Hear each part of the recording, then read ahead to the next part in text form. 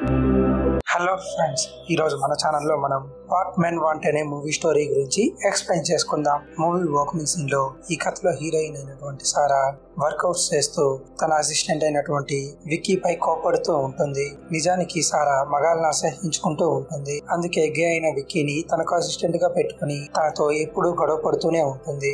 Next scene లో office కు బయలుదేరి వెళ్ళినటువంటి సారా లిఫ్ట్ లో వెళ్తూ ఉన్నప్పుడు తనకు తన అపార్ట్మెంట్ పక్కనే ఉండేటువంటి బాడీ బిల్డర్ ని ఇష్టపడుతూ ఉంటుంది. తనతో ఒక నైట్ స్పెండ్ చేయాలని అనుకుంటూ ఉంటుంది. నెక్స్ట్ సీన్ లో ఆఫీస్ కు వెళ్ళినటువంటి సారా తన కొలీగ్స్ తో మాట్లాడుతూ వాళ్ళ కంపెనీలో ఇప్పుడు ప్రాఫిట్స్ వచ్చినందుకు వారి బాస్ ఒకరిని పార్ట్నర్ గా చేస్తాడని మాట్లాడుకుంటూ ఉంటారు. అందుకు సారా తన బాస్ తననే పార్ట్నర్ గా చేసుకుంటాడని సంతోషపడిపోతూ ఉంటుంది. కానీ తన బాస్ మాత్రం సారాని కాకుండా మరొక వ్యక్తికి బాల్ ని విసిరి తనే తన పార్ట్నర్ అని చెబుతాడు. కానీ సారా ఆ బాల్ ని పట్టుకుని తను బిజినెస్ పార్ట్నర్ అయినందుకు సంతోషిస్తూ ఉంటుంది. కానీ తన బాస్ తన బిజినెస్ పార్ట్నర్ కాదని చెప్పడంతో సారా ఫ్రస్ట్రేషన్ లో ఉంటుంది. దాంతో సారా తన బాస్ తో గొడవ పడి అక్కడి నుంచి తన ఫాదర్ బాక్సర్ కావడంతో బాక్సింగ్ రింగ్ దగ్గరికి వెళ్తుంది. బాక్సింగ్ రింగ్ లో సారా తన కోపాన్నంతా ఆ రింగ్ లో తీర్చుకుంటుంది. తర్వాత సారాను కూల్ చేయడానికి తన ఫాదర్ ఒక రెస్టారెంట్ కి తీసుకుని వెళ్తాడు.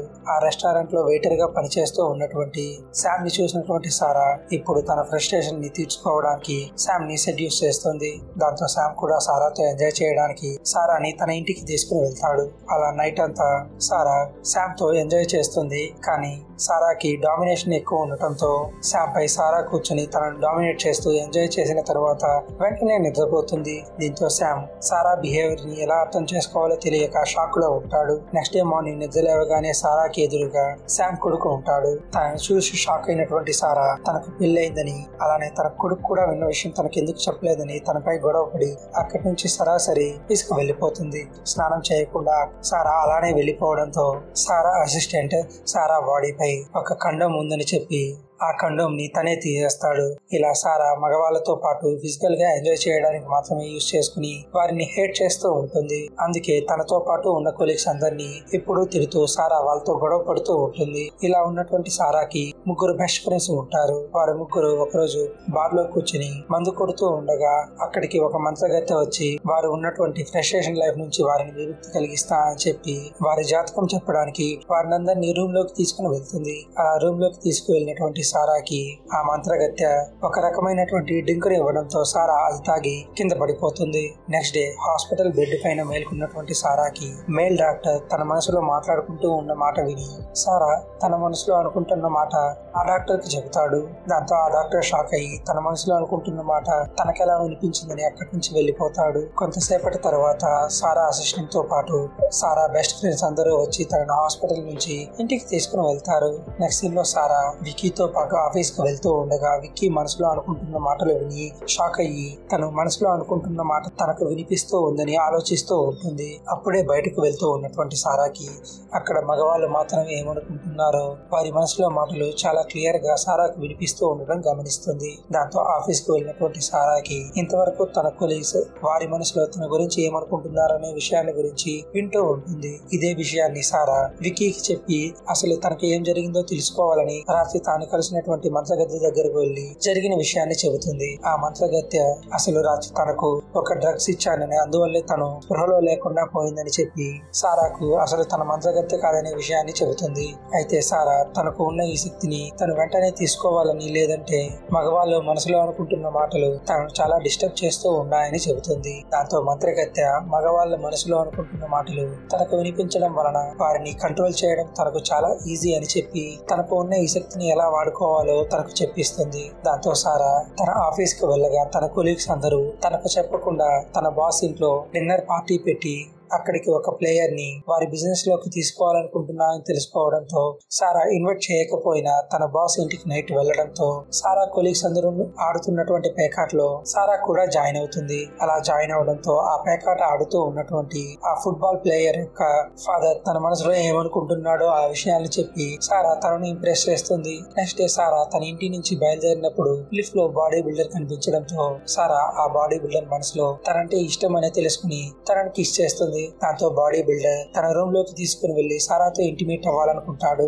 అందుకు సారాని 5 minutes వెయిట్ చేసి తన రూమ్ కి రమ్మని చెప్పి బాడీ బిల్డర్ తన రూమ్ లో వెయిట్ చేస్తూ ఉంటాడు. 5 minutes తర్వాత బాడీ బిల్డర్ ఇంటికి వెళ్ళినటువంటి సారాకి ఆ బాడీ బిల్డర్ తన రూమ్ లో మంచి సెటప్ తో ముఖానికి మాస్క్ వేసుకుని రెడీగా ఉంటాడు. సారా అది చూడగానే భయపడిపోయి అక్కడి నుంచి తనకు మరొక పని ఉందని పారిపోతుంది. నెక్స్ట్ సీన్ లో ఫుట్బాల్ ప్లేయర్ అక్కడికి రావడంతో ఆఫీస్ లో తన కోసం వారు డిజైన్ చేసినటువంటి ఒక వీడియోని ప్లే చేస్తారు. ఆ వీడియోలో ఆ ఫుట్బాల్ ప్లేయర్ బాగా రిచ్ అవ్వడం వల్ల తనకు ఎంత డబ్బు వస్తుంది, అలానే ఆ డబ్బుతో అమ్మాయిలతో ఎలా ఎంజాయ్ చేయవచ్చని ఆ పిల్లాడికి చూపిస్తారు. ఈ విషయాన్ని అర్థం చేసుకున్నటువంటి సారా ఆ పిల్లాడితో మాట్లాడుతూ ఆ పిల్లాడికి ఆ విషయం నచ్చలేదని తనకు నచ్చిన విషయాలతో మాట్లాడుతూ ఆ పిల్లాడిని అతని ఫాదర్ ని కన్విన్స్ చేసి వారితో బిజినెస్ కు ఒప్పిస్తుంది. అప్పుడే అక్కడికి సారాను వెతుక్కుంటూ శామ్ రావడంతో శామ్ సారాను ఇక్కడేం చేస్తున్నావు అని అడుగుతూ ఉంటాడు. అప్పుడు ఫుట్బాల్ ప్లేయర్ తండ్రి సారాకు మ్యారేజ్ అయిందా అని అడగడంతో తనకు మ్యారేజ్ అయిందని తనే తన హస్బెండ్ అని పరిచయం చేపిస్తుంది.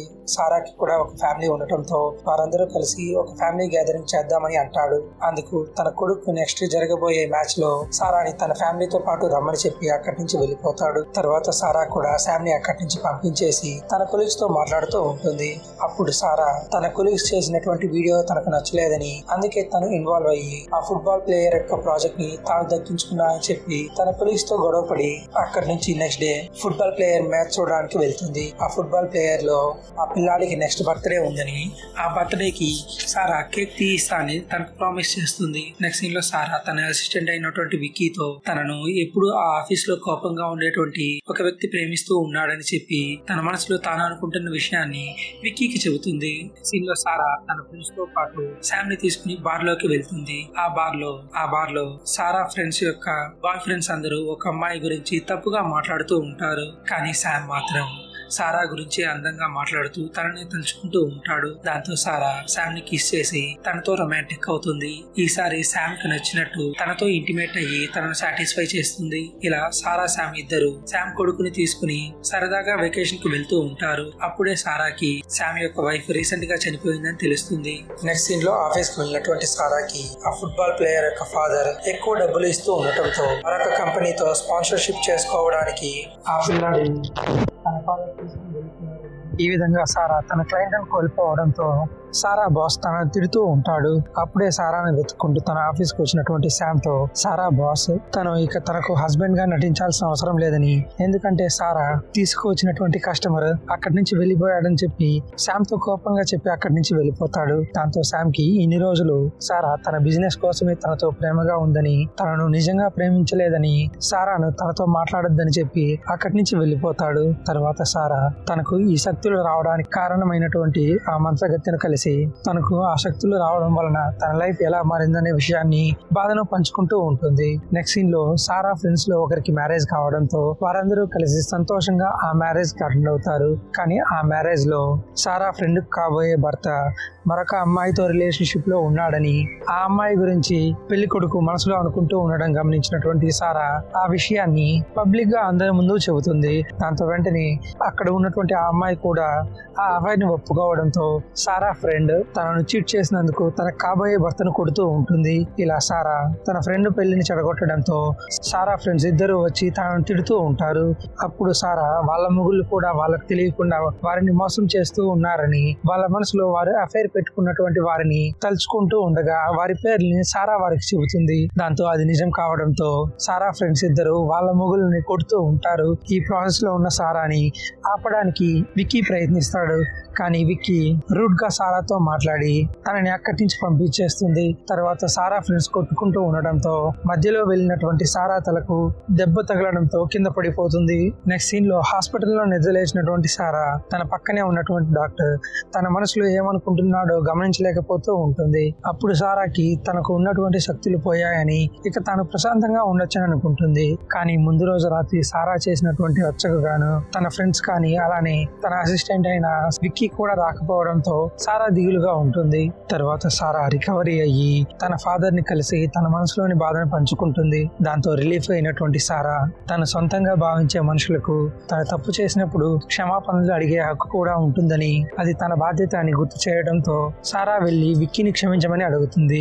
ఇలా ఆరగంటగా ఉన్నటువంటి సారా బిహేవియర్ మారిపోవడంతో విక్కీ కూడా సారాను క్షమిస్తాడు. తర్వాత సారా ఫుట్బాల్ ప్లేయర్ దగ్గరకు వెళ్లి తన జీవితంలో ఈ స్థాయికి రావడానికి ఎంతో కష్టపడ్డాడని, కానీ ఇక ముందు తాను వేయబోయే అడుగులు చాలా జాగ్రత్తగా వేయమని చెప్పి, తను ఎవరితో స్పాన్సర్ తీసుకున్నా తను బాగా ఆడాలని చెప్పి తనను ఇంప్రెస్ చేస్తుంది. నెక్స్ట్ సీన్ లో రెస్టారెంట్ లో కలుసుకున్నటువంటి సారా తన ఫ్రెండ్స్ ని పిలిచి వారికి అందరికీ సారీ చెప్పి మరి పార్టీని ఇస్తుంది. ఆ పార్టీలో వారికి తను ఆ మంచగతి దగ్గరికి వెళ్ళినప్పటి నుంచి బాయ్స్ ఏమనుకుంటున్నారో వారి మనసులో మాట వినిపిస్తూ ఉందని రివీల్ చేయడంతో సారా ఫ్రెండ్స్ కూడా ఆసక్తిని పొందడానికి ఎక్సైటింగ్ గా ఉంటారు. నెక్స్ట్ సీన్ లో సారా తను ఇంతకు ముందు మాట్లాడినటువంటి ఫుట్బాల్ ప్లేయర్ తన తండ్రిని కూడా కాదని తనను కన్విన్స్ చేసి తనను ఒప్పించి మరి సారా యొక్క టీమ్ లోనే తన కంపెనీ స్పాన్సర్షిప్ తో ఆడటానికి ఒప్పుకుంటాడు. ఇలా ఆ కంపెనీలో స్పాన్సర్ గా ఆడినటువంటి ఆ ప్లేయర్ ఆ ఫుట్బాల్ మ్యాచ్ విన్ అవ్వడంతో ఇన్ని రోజులు ఎంతో ఆతృతగా ఎదురు చూసినటువంటి సారాకు మగవాళ్ళందరూ ఉన్నటువంటి తన ఆఫీస్ లో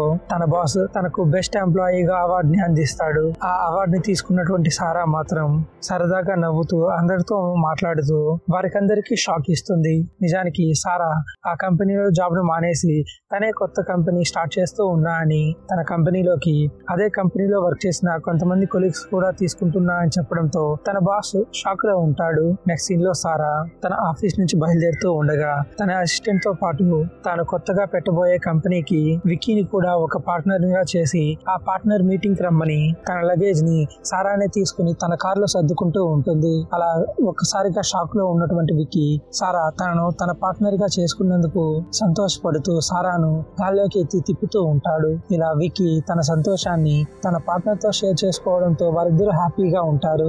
మరోవైపు శామ్ తన కొడుకు బర్త్డేని సెలబ్రేట్ చేసుకుంటూ ఉంటాడు. అక్కడికి వచ్చినటువంటి సారా శామ్ కొడుక్కి ప్రామిస్ చేసినట్టుగానే తనకు ఒక పెద్ద కేక్ ని గిఫ్ట్ గా తెచ్చి ఇస్తుంది. అప్పుడు సారా శామ్ కి సారీ చెబుతూ తాను కొన్ని తప్పులు చెప్పాయని, అంతేకాని తన మనసులో తప్పుడు ఉద్దేశం ఏమీ లేదని శ్యామ్ ముందు తన తప్పు ఒప్పుకోవడంతో శ్యామ్ సారాని యాక్సెప్ట్ చేసి తన లైఫ్ ని పంచుకోవడానికి ఒప్పుకుంటాడు. ఇలా సారా శ్యామ్ ఇద్దరు వారి కొడుకుతో పాటు నడుచుకుంటూ వారి ఫ్యూచర్ ప్లాన్స్ ని వారి ఫ్యామిలీ లైఫ్ ని ఊహించుకుంటూ ఉండటంతోనే ఈ మూవీ ఎండ్ అవుతుంది.